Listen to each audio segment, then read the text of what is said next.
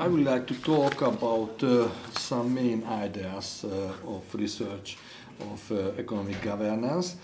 My presentation have two parts. First part, aim of the research, problem statement.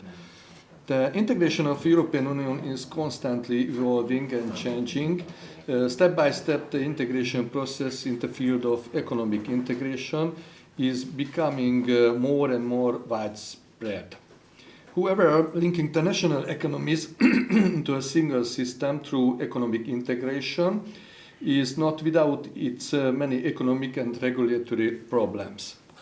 The coordination of fiscal and monetary policy raises many problems for national macroeconomic policies and EU economic policy also. These conflicts are also reflected at the regulatory level as economic and social process change, integration process are also on the move. The strengthening or easing national sovereignty affects both the deepening and easing of conflicts. However, it is important that integration process reach the objective as expressed in the literature, that the primary general aim of integration is to ensure security, efficiency and prosperity for the society involved in integration. The European Council itself defines what is meant by economic governance. Economic governance is a system of institutions and procedures established to coordinate economic policies in order to achieve the objectives of European Union. For the EU to be in a balanced economic situation, it is therefore necessary that the economies of the member states are also free from imbalances. In fact, it is essential that regulatory frameworks ensure economic growth and low unemployment. This requires ensuring sustainable public finance management alongside sustainable economic growth.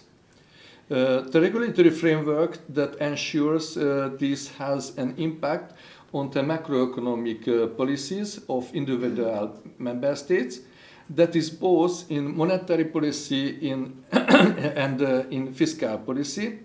Member states are required to build rules and mechanisms that ensure that EU objectives are met.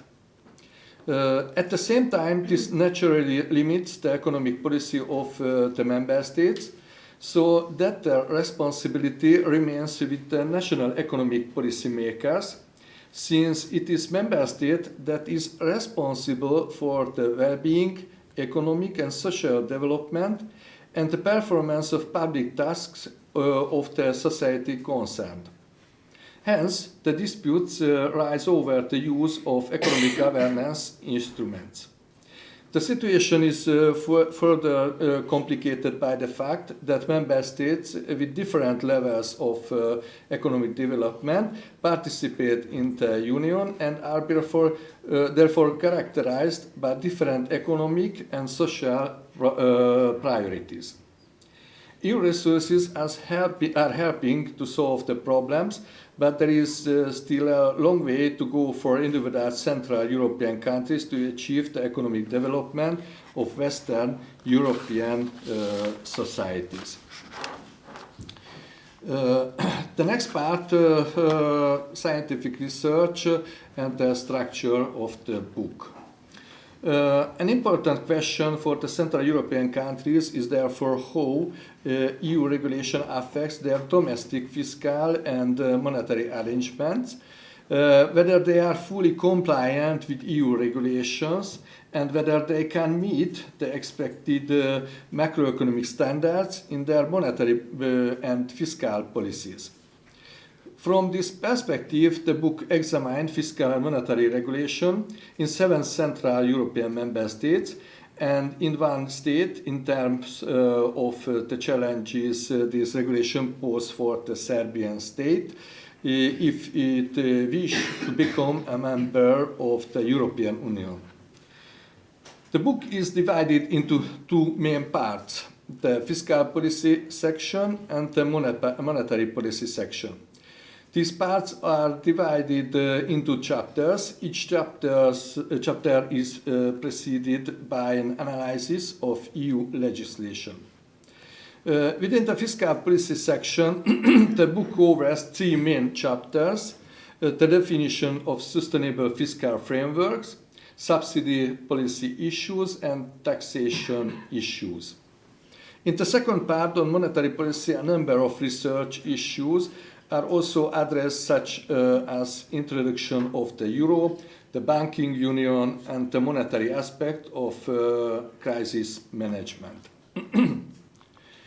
In conclusion, the chapters by the 23 authors provide a comprehensive picture of economic policy regulation in Central European countries and of the specific regulatory solutions. The book also reflects the fact that states with similar social and economic development face similar problems. At the same time, it also shows that there are innovative regulatory solutions that could benefit us all. I hope we can learn from each other in the future. Thank you very much.